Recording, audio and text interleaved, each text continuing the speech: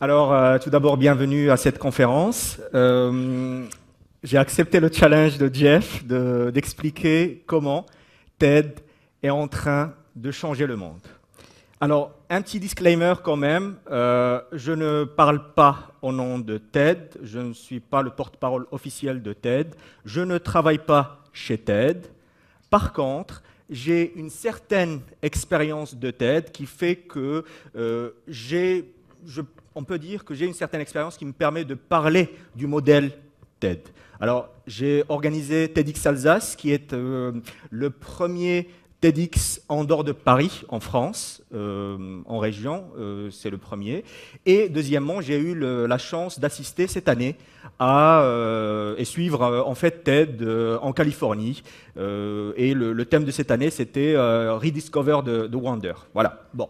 Ce qui me permet un peu d'être dans la communauté et de partager avec vous certains insights, parce que c'est ça l'objectif aujourd'hui pour moi.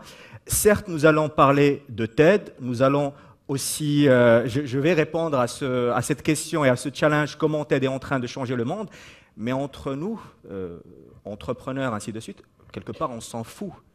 Ce qui est le plus important pour vous, c'est so what et qu'est-ce que j'en fais pour moi. S'ils ont gagné, tant mieux pour eux. Bon, ils n'ont pas besoin de moi pour faire leur promotion. Mais ce qui est important, c'est que mon objectif, c'est de vous donner les insights, les apprentissages, les enseignements pour que vous puissiez les réaliser, vous, dans vos entreprises, pour réaliser ce que Jeff nous demande aujourd'hui, à savoir de créer le web de demain. Rappelons-nous, la thématique d'aujourd'hui, c'est créer le web de demain. Ben, ok, très bien. Prenons le modèle TED, qui est un modèle gagnant, et essayons de retirer les enseignements et essayons de les mettre en pratique ensemble. Voilà. Alors, tout d'abord, j'aimerais bien vous poser une petite question. Qui connaît TED? Levez la main. Ok, très bien. Alors, laissez s'il vous plaît la main, levez s'il vous plaît, s'il vous plaît. Alors, ceux qui ont déjà assisté à un TEDx, TEDx France, laissez la main. Ok, ok. Ceux qui ont assisté à un TED officiel aux États-Unis? Personne? Bon, très bien. Bon, ça nous donne ça me donne une idée de à qui je parle. Alors, TED, c'est quoi? D'abord, c'est Technology, Entertainment and Design. C'est une conférence qui a été créée il y a une vingtaine d'années aux États-Unis et qui est plus ou moins un petit peu fermée. C'était sur invitation, ainsi de suite, mais qui avait aussi un cadre spécifique qui était de dire les speakers n'avaient pas plus de 18 minutes. Ça, c'était la contrainte, et il fallait inviter des gens qui avaient quelque chose à partager. Et on invitait, le gars qui a lancé TED, il invitait vraiment quelques personnes, c'était vraiment très, très intime, et il parlait un petit peu des choses qui allaient révolutionner le monde. Et grâce à ce mec qui s'appelle Chris Anderson, qui a repris TED, et qui a créé la fondation TED. Et c'est grâce à lui que TED est devenu ce qu'on connaît tous aujourd'hui, cette plateforme web accessible avec des vidéos extraordinaires. Okay. Alors, TED, comme on a dit, ça a commencé juste sur des thématiques de technologie, entertainment and design. Mais aujourd'hui, si vous allez sur TED.com, et je vous invite vivement à le faire, vous trouvez des médecins qui partagent des découvertes extraordinaires. Vous trouvez aussi éventuellement des architectes. Vous trouvez des thématiques qui touchent un tout petit peu à tout. Voilà. Alors, généralement, on dit aujourd'hui, TED, c'est une conférence. Et d'ailleurs, si vous pensez ça, vous avez quelque part raison. Pourquoi? Parce que ça a tous les ingrédients d'une conférence. Il y a des talks, il y a des talks comme celui-là, comme ceux qu'on a vus ce matin et hier. Il y a des speakers, ok. Il y a une audience et il y a des sponsors. Tous les ingrédients d'une conférence. Sauf que TED, ce n'est pas qu'une simple conférence, c'est une super conférence. Et pourquoi c'est une super conférence? Parce que les talks sont filmés, les talks ne dépassent pas 18 minutes. Les talks, ils ont un ingrédient spécial, c'est qu'on ne dit pas bonjour, je m'appelle, j'ai fait, non, c'est boum, je rentre et tu nous dis qu'est-ce que tu as à dire. On rentre pas, c'est pas en crescendo, c'est vraiment, on rentre dans le sujet directement. Aussi, vous allez le remarquer si vous voyez un peu des vidéos de TED, il faut savoir que celui qui s'occupe de la vidéo des talks TED, c'est un gars qui vient de l'industrie du cinéma. Il y a 6 caméras qui filment et ils appliquent exactement les techniques qu'on a pu voir hier ou aujourd'hui avec David, qui mettent en avant les speakers. Et en fait, ce ne sont pas des talks, ce sont des shows. C'est filmé, c'est pensé comme étant des shows. Okay, ça, c'est concernant les talks, si vous voulez. Après, vous avez des speakers. Alors, c'est pas moi, on ne va pas m'inviter à un TED officiel, ou peut-être pas encore, mais ce que nous avons Bill Gates qui a été speaker à TED. Nous avons, par exemple, Al Gore, Tony Robbins. Nous avons Bill Clinton. Nous avon Kelly qui est le créateur de Wired. Il y a le petit-fils de Ford, par exemple, cette année, qui a présenté à TED. Ce sont quand même des gens qui sont un petit peu spéciaux, qui ont réalisé quelque chose d'extraordinaire, et l'idée, c'est de la partager. OK ? Une petite chose, je reviens en arrière. Aujourd'hui, TED est considéré comme un petit peu le Oscar des conférenciers. Et il faut savoir quelque chose, c'est qu'on ne soumet pas sa candidature pour être speaker à TED. C'est l'équipe TED qui contacte quelqu'un pour lui dire « on vous invite à avoir un talk ». Et aujourd'hui, c'est considéré comme les Oscars des conférenciers. On a aussi une audience, mais ce n'est pas n'importe quelle audience, c'est une superbe audience. Là, c'est Larry Page qui est dans l'audience de TED. Et il faut savoir une chose, c'est que la conférence TED aux États-Unis, ça vaut 7 000 $ pour 3 jours. Sans l'avion, sans l'hôtel, sans rien, juste la conférence. Et pour pouvoir y participer, aujourd'hui, par exemple, si vous allez avec votre carte bancaire sur le site TED.com, vous cliquez TED Conférence et vous dites « j'aimerais bien participer à l'événement de 2012 », il n'y a plus de place. Et si vous voulez participer au suivant, on va vous dire d'abord, vous remplissez une candidature. Et dans les questions, on vous pose la question « pourquoi vous estimez que vous devez assister à TED ?» Justifiez votre demande. Et quand vous êtes accepté, vous payez 7 000 $. Voilà. Il y a des sponsors, des grands sponsors, sauf qu'il y a une règle claire dans TED, c'est la séparation entre le contenu et la publicité. Aucun sponsor n'a le droit de monter sur scène. Pas le droit. Pas de talk promotionnel, pas de talk religieux, pas de talk politique. Séparation complète entre le contenu et la publicité. Et c'est pour ça que je vous ai dit que c'est une superbe conférence, ce n'est pas uniquement une conférence. Mais il faut savoir une chose, c'est que si je vous dis TED est une conférence, je ne serai pas, c'est pas lui rendre justice, parce que TED, c'est au-delà d'une conférence. Et c'est ce que nous allons voir maintenant. TED, c'est aussi une plateforme, et ça se définit aujourd'hui comme une plateforme pour distribuer, pour diffuser des idées qui méritent d'être diffusées. TED, c'est une plateforme, ce n'est pas uniquement une conférence. TED utilise le open source ou le open model dans le modèle des conférences. Ça veut dire quoi? Ça veut dire que vous avez ici les TEDx. TEDx, c'est un programme, d'ailleurs TEDx Alsace, c'est un événement qui est sous licence. C'est-à-dire que moi, j'ai demandé la licence à TED pour pouvoir utiliser, ou plutôt pour organiser un TEDx Alsace. Alors, tout est normé, tout est charté, je dois respecter un cahier des charges vraiment draconien pour pouvoir le faire. Mais c'est comme si vous avez un SDK et vous dites, ben voilà, si vous voulez s'interfacer avec mon logiciel, il faudrait respecter certaines normes. C'est exactement la même chose. TED, ils utilisent le système ouvert.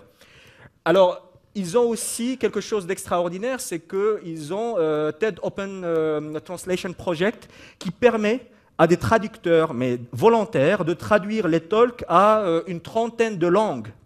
Aujourd'hui, si vous allez sur TED.com, vous pouvez trouver des talks avec différentes langues. Et sachez que ce n'est pas fait par les gens en interne, c'est fait par des volontaires dans le monde entier. Et ils ont un logiciel interne pour gérer les traductions. C'est pour ça que je vous ai dit que c'est une plateforme qui est ouverte. Aussi, il y a le TED Prize, au-delà des événements. Il faut savoir aujourd'hui, c'est que le prix de 2011 a été gagné par un Français. Il s'appelle JR. Et c'est un gars qui est extraordinaire, qui prend des photos. Je vous invite vivement à aller sur son site et voir son projet qui est vraiment fou, qui s'appelle Inside Out Project. C'est quoi le Inside Out Project?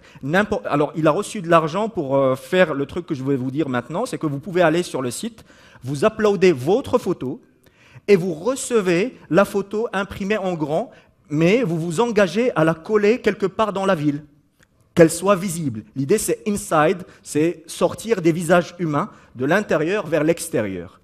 Et ça crée des choses extraordinaires, ça crée des émotions, ça crée des connexions. Nous avons aussi le TED Follows. TED Follows, c'est quoi? C'est une communauté de gens qui sont des innovateurs dans leur communauté et qui rentrent un petit peu dans le programme TED Follows, ce qui n'est pas une conférence là aussi. Vous avez aussi TED Conversions.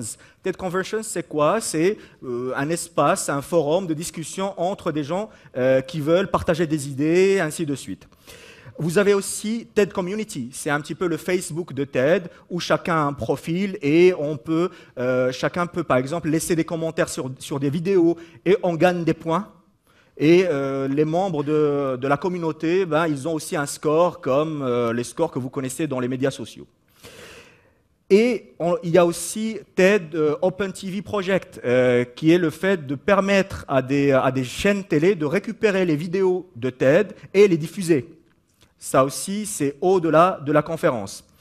Vous avez aussi TED Books. Ils éditent des livres de certains conférenciers et vous pouvez aujourd'hui, sur votre iPad, généralement c'est en format numérique, vous pouvez les télécharger sur votre iPad et ça ne coûte pas extrêmement cher. Vous avez aussi un autre programme qui est vraiment très sympathique, qui s'appelle, parce que TED c'est Ideas Worth Spreading. Là, c'est ads, c'est des publicités qui méritent d'être diffusées. Et il faut savoir une chose, c'est que ces publicités n'ont pas payé pour être là. Ils sont soumis à des règles, ainsi de suite, et on choisit les vidéos qui méritent, ou les promotions, les publicités qui méritent d'être diffusées. Alors, vous allez me dire, ok, tout ça c'est bien.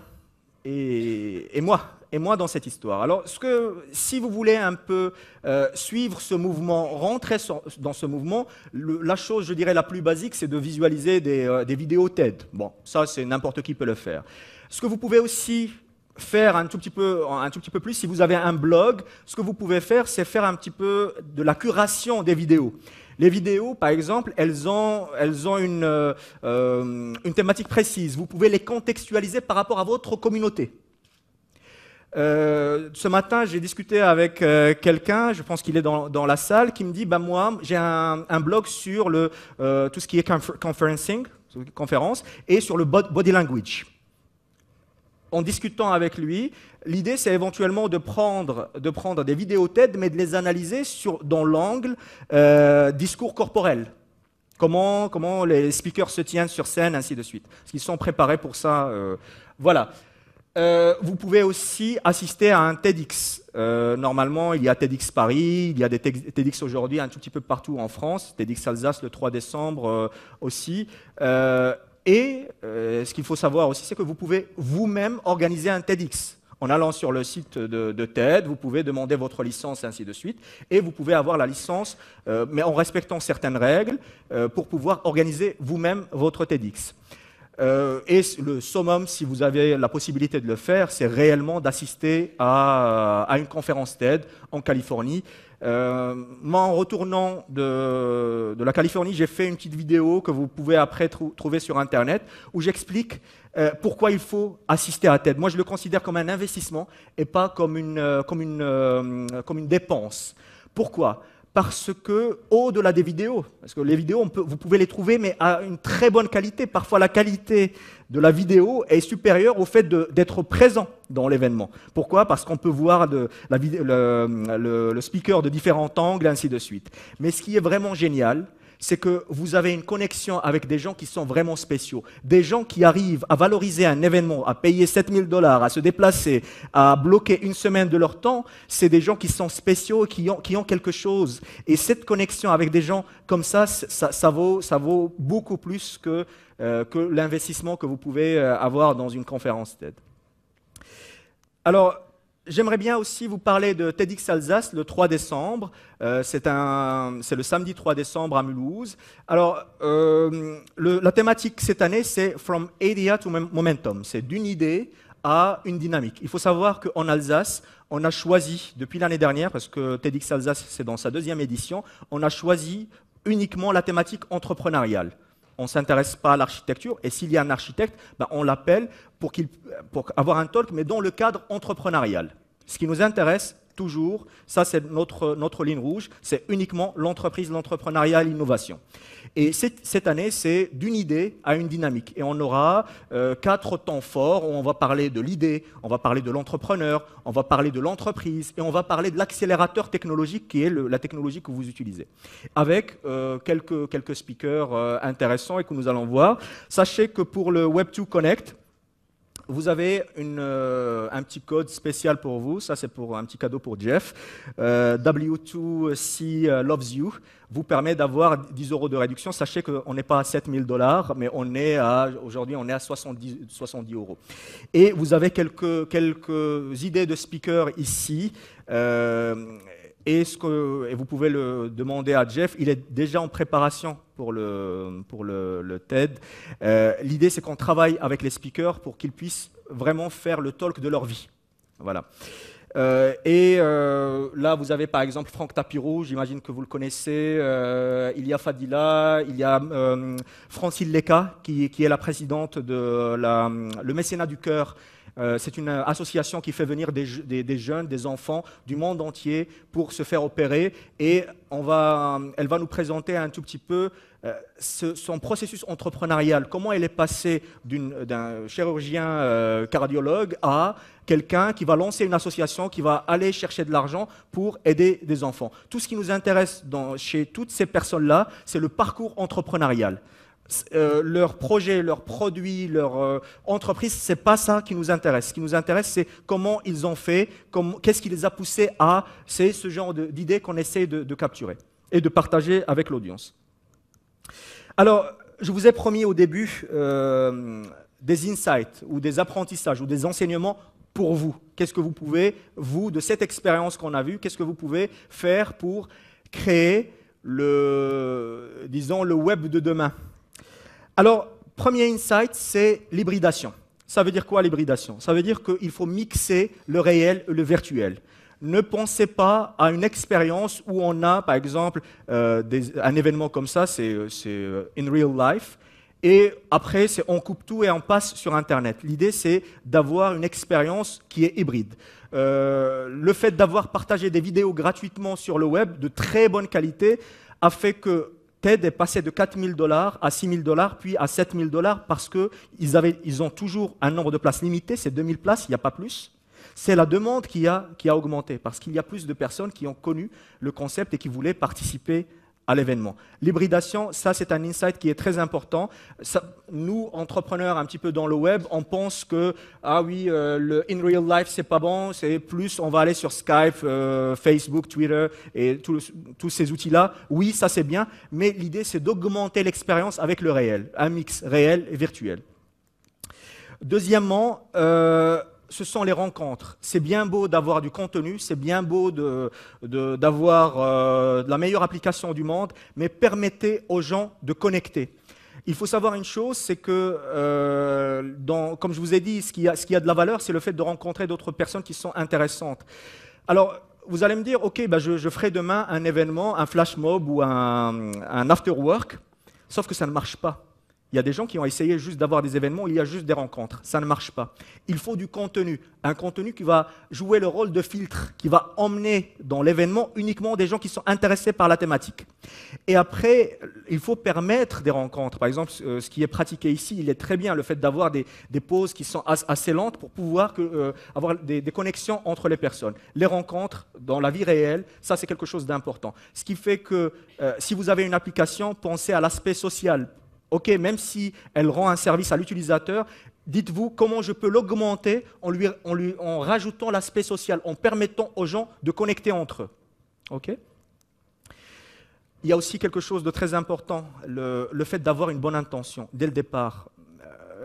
quand j'écoutais tout à l'heure la présentation, ou plutôt quand j'entends par exemple Google va réussir parce qu'il doit réussir, je ne crois pas dans cette logique-là. Je crois dans une logique de quelqu'un qui a une idée, qui a d'abord et avant tout une envie d'apporter quelque chose aux autres. C'est ça le secret de la réussite. Si vous partez d'un business model, vous dites bah, voilà combien je gagne, retour sur investissement, tout le tralala, ça c'est important. Sauf que ce qu'il faut, c'est qu'avant ça, il faut que vous ayez une bonne intention. Une bonne intention, ça veut dire quoi? Ça veut dire apporter quelque chose aux autres, donner quelque chose aux autres. C'est ça qui vous rend intéressant. Parce que qu'est-ce que ça veut dire ce gars est intéressant? Parce que quand je discute avec lui, j'ai quelque chose à apprendre, à tirer de lui. Et quand vous donnez, vous devenez intéressant. Et quand vous donnez, vous avez ce qui est important, l'essentiel, c'est que vous avez, ou le point de départ, c'est que vous avez une bonne intention. Vous voulez donner quelque chose aux autres. Dans tous vos projets, que ce soit online, offline, ce que vous voulez, le point de départ doit être une bonne intention. Si vous n'avez pas ça, évitez, regardez autre chose. Trouvez quelque chose qui vous passionne et faites-la avec une bonne intention d'abord. Partager, ça aussi, c'est quelque chose de très important. Plus il a partagé, plus il a augmenté sa valeur.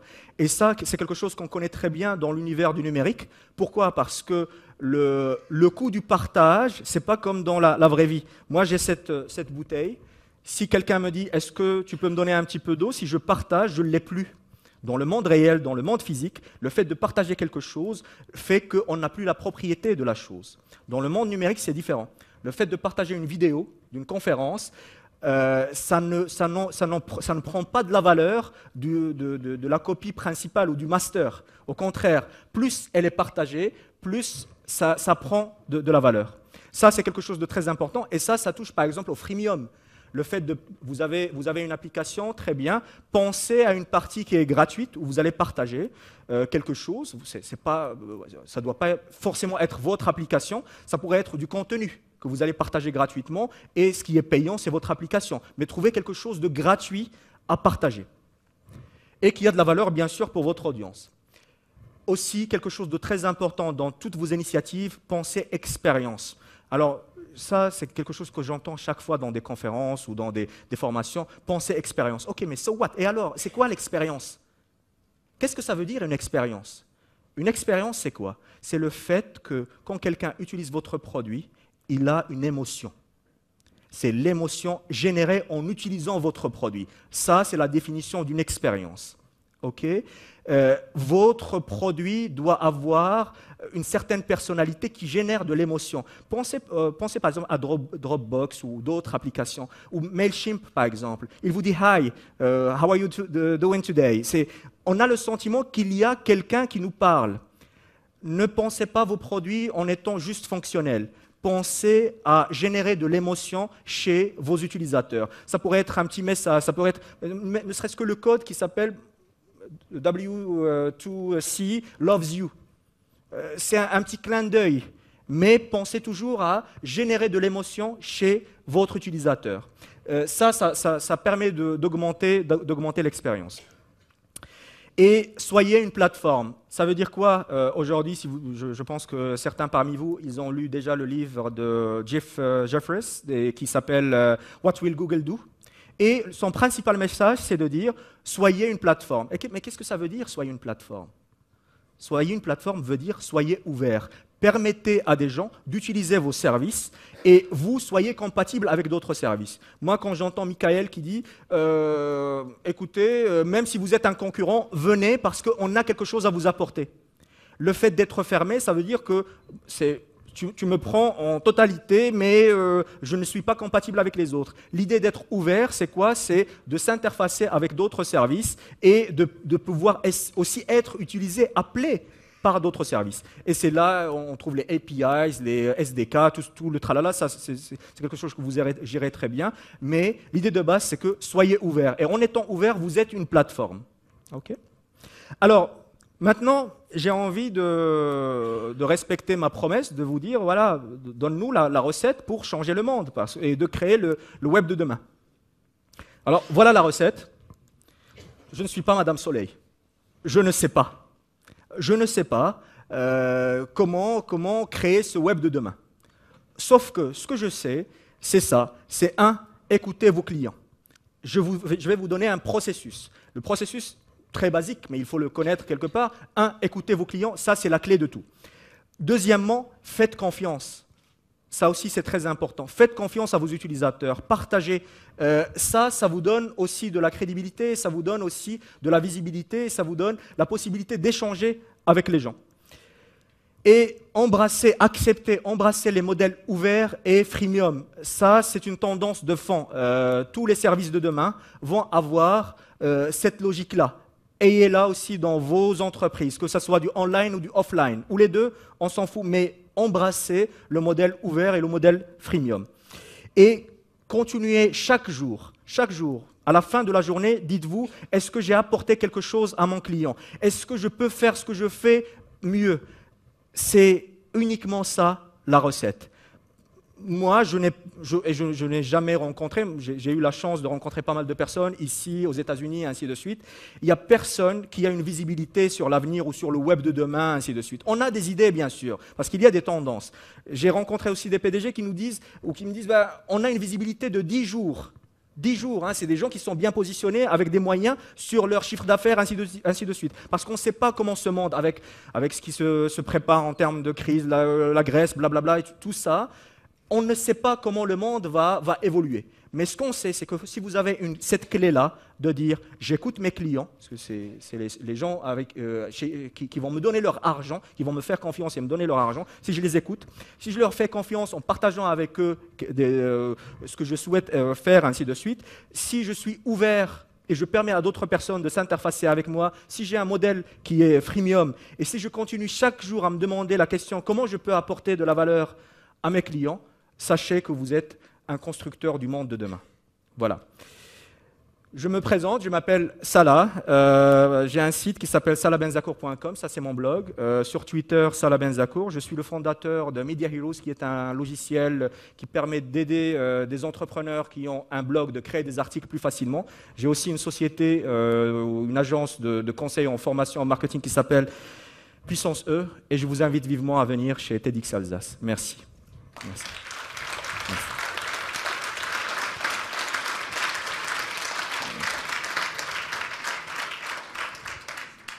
Vous connaissez la règle? 2 questions, 2 courageux qui se lèvent et qui viennent poser une question. Ça vous a vraiment... C'est clair, hein? Il n'y a pas de question. Il n'y a pas de question, c'était très clair. Non, moi j'ai une question, c'est... comment tu penses que ça va évoluer finalement TED? Parce que là tu dis voilà 2000 personnes, 7000 €, il y avait des commentaires, c'est genre 14 millions d'euros ça fait au total. Comment ça va évoluer tu penses? Alors, ce qui est certain, c'est qu'il y a certaines personnes qui commencent même à critiquer le modèle TED parce que c'est un petit peu élitiste, ainsi de suite. Mais il ne faut pas oublier quand même que ça a permis de partager beaucoup d'idées qui sont novatrices. Moi, je parlais ce matin avec quelqu'un et je lui présentais l'un des talks qui a été présenté en 2011. C'est sur un rein, alors tenez-vous bien, un rein imprimé. Il y a quelqu'un qui a été greffé par un rein imprimé. Ce n'est pas une transplantation, c'est un rein imprimé en 3 dimensions. Il me dit, ah bon, ça existe? Est-ce que vous connaissez les imprimantes 3D? Ah bon, ça existe des imprimantes 3D? L'idée, c'est quoi? L'idée, c'est que TED permet la diffusion d'idées qui sont fortes. Alors, ce qui est certain, c'est que si demain, il perd le nord étant d'apporter quelque chose à nous, si on ne trouve plus d'intérêt, voilà, ils seront dépassés éventuellement par d'autres choses. Mais s'ils gardent toujours ce mantra de se demander chaque jour comment on peut faire, parce qu'ils ont commencé en étant une conférence, maintenant ils sont devenus une plateforme, après ils ont rajouté les livres, ils ont rajouté d'autres choses. S'ils perdent le nord qui est comment je peux apporter quelque chose à mon utilisateur, là il y aura peut-être, comme Facebook avec Google, comme Twitter avec Facebook, il y aura peut-être un autre programme qui va se substituer à eux. Et ça aussi, j'aimerais bien que chaque chose soit un insight pour vous aussi, si vous avez des entreprises, vous avez des produits, ainsi de suite. Si vous perdez le cap étant, qu'est-ce que vous apportez à vos utilisateurs? Vous pouvez le faire pendant un certain temps et vous réussissez. Mais si la réussite vous aveugle et vous commencez à vous dire « c'est moi qui sais », là, il y a quelqu'un d'autre qui aura cette bonne volonté et qui va prendre votre place. Voilà. Bon, la réponse, c'est que je n'ai pas de visibilité sur ce qu'ils peuvent devenir, mais s'ils perdent cette clé-là, ils seront perdus, voilà. Alors moi, j'ai une requête particulière à vous faire. Donc, je vous l'ai dit sur Twitter, je suis un fan inconditionnel des TED Talks. Il y en a quand même combien maintenant, des milliers? Des milliers, oui. Des milliers. Donc, du coup, ça devient difficile de trouver les meilleurs. Ouais. Donc, j'aimerais que chacun, s'il ne le sait pas aujourd'hui, mais qu'il le fasse après l'événement, tweet son meilleur TED Talk. Donc, et vous me le mettez avec un tag W2C. Comme ça, on pourra suivre les meilleurs TED Talks, en tout cas vos préférés. Et je vous donne le mien. Le mien, c'est celui de Khan Academy. Je ne sais pas si vous l'avez vu. Oui, sur l'apprentissage. C'est l'un aussi de mes préférés aussi. En fait, c'est un gars qui est le premier producteur de vidéos sur YouTube. Et c'est un gars, en fait, qui a commencé en montrant à ses neveux. Alors, lui, il travaille dans un hedge fund. Il travaillait dans un hedge fund et il a voulu montrer à ses neveux qui étaient dans un autre département comment utiliser ou comment résoudre des problèmes de maths. Et il a fait un screenshot de la vidéo et il a montré comment résoudre le problème. Alors après, ses neveux ils lui ont dit écoute, on te préfère dans la vidéo que dans la vraie vie parce que tu ne cries pas. Deuxièmement, on peut faire stop et on peut revenir en arrière. Et petit à petit, il a commencé à recevoir des gens qui lui disent merci parce que ma fille a réussi à résoudre le problème de maths grâce à toi, ainsi de suite. Et c'est ça lui a donné envie d'aller plus loin. Et la suite, c'est sur TED Talk. Exactement. Je te remercie, Salah. Merci à vous. On peut l'applaudir bien fort. Merci.